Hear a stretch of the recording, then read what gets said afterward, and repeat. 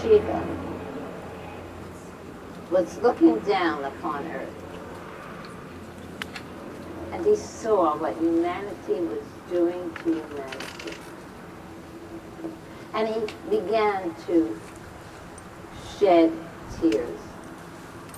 And where his tears fell, these trees grew. And where these trees grew, these bees grew.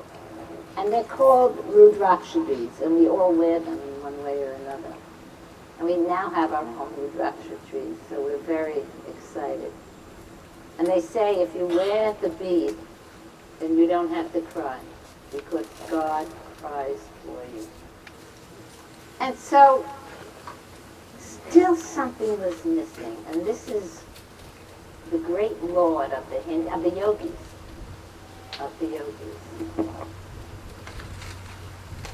And so he turned to his wife, as should be, and he said, "What's missing?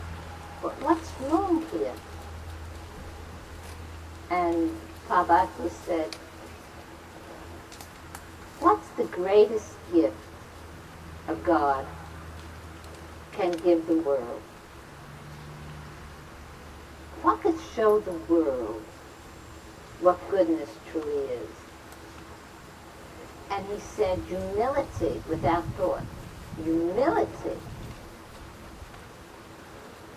And Parvati said, "I know.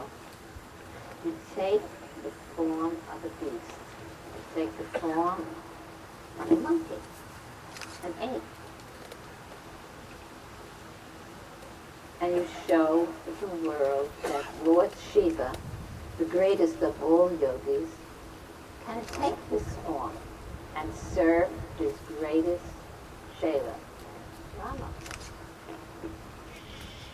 And so he took the form of Hanuman and became the great god of service.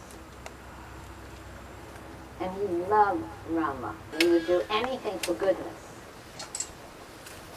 And so he then had to choose a pure woman. As Lord Shiva, he had to choose a pure woman to birth him.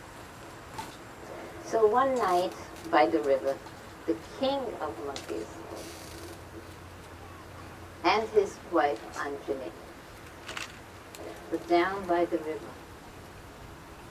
And Anjani just felt the wind touch her sari. And she said, "How dare the wind touch my sari?" And she heard the words, "You will carry the Lord." And so she became the mother of Lord Hanuman.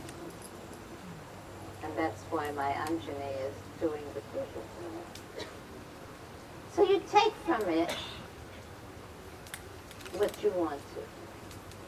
Symbolic, perhaps. True, perhaps. But a good meaning to it, definitely. And he became the greatest god of service. And so we who serve, we who take care of the dying, the dead, we look toward him to show us the way. And we don't burn out. We've been doing this for 33 years. And between you, where you sit between your ma and the river, represents the Ganga, where the ashes of so many of our dead rest on the breast of the mother.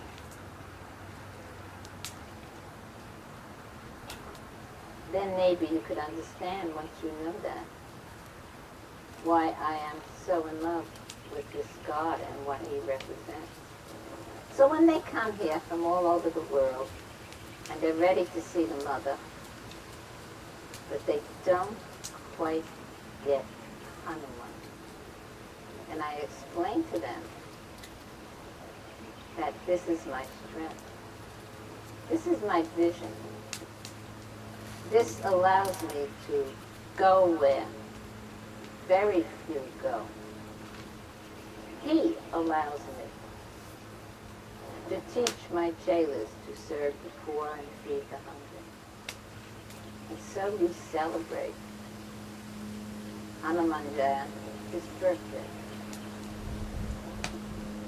And this night means a lot, for it is the celebration of goodness, of he who is willing to take a form less than human and be judged by humans in order to bring to the world humility.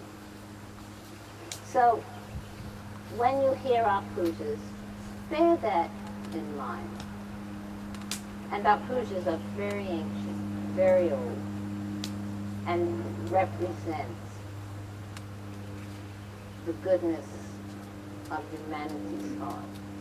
And if you look at anybody, eventually, though it may be covered with dark clouds, you will see goodness. And that same goodness and desire to serve is in all of you as well as me. So let us begin.